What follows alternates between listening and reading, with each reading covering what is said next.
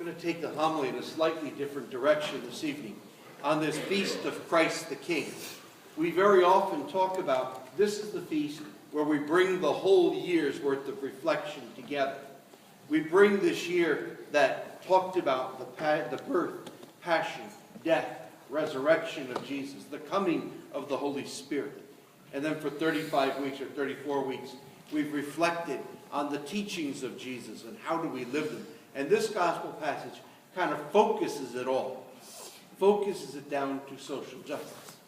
That if we do all the other things but miss that, we missed it. We don't like to hear that, but the fact is, that's what the judgment is. We can go to Mass every day, we can say the Rosary every day, we can do all of those other things, but if they don't make us more focused on justice, then we've missed it. Those aren't my words. That's not my interpretation. That's what Jesus says. But I want us to take it, instead of from there, go back to the root, where it all begins. It begins at the sacrament of baptism.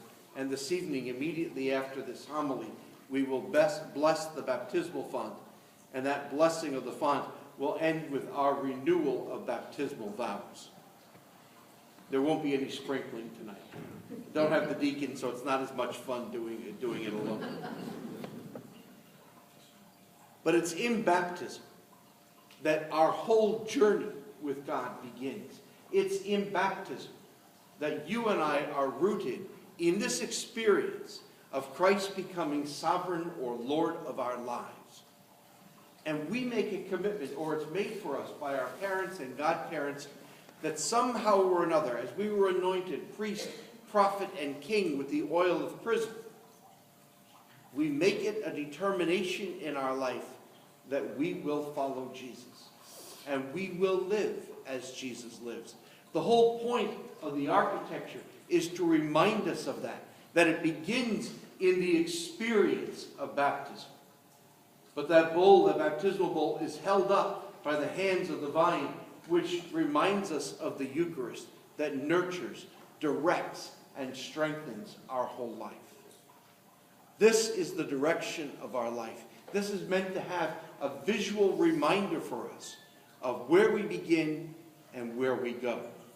This feast of Christ the King brings it all together. This feast of Christ the King is kind of like our prep for the final exam. It's a chance for us to say, how am I living that experience of baptism? How am I bringing it together in the events of my daily life?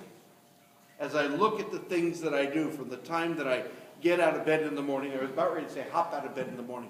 I don't hop so well in the morning. But from when I get out of bed in the morning to the time that I go to bed at night, am I living in fact the gospel of Jesus Christ? Am I living in fact the things that I was baptized into, the things that I proclaimed or were proclaimed for me on the day of my baptism? But every year at Easter, we renew those baptismal vows.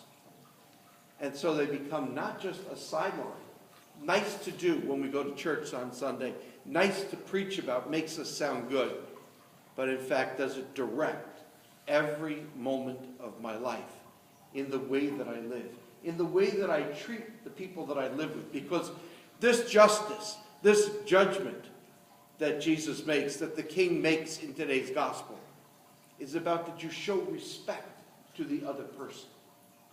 Did your respect for the other person get manifested in a tangible way? Or was it just a verbal offering that we made? So in our homes, the respect that we show to each other, not just in not answering somebody back, but in the way that we recognize that the relationship between us adds value to our lives. And that every person that we meet carries within them the life of the living God.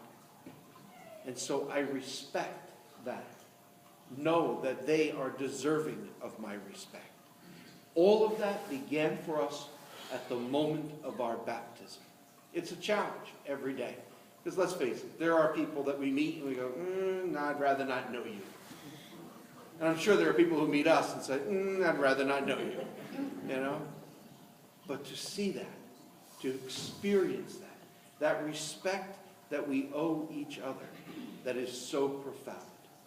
It began on the day of our baptism. And we come together every Sunday and see young children baptized, join in the baptism of adults, join together as a community and reaffirm, yes, that's what we believe. That's what it means for us to be Christian. That's what it looks like when we claim that Jesus Christ is our King.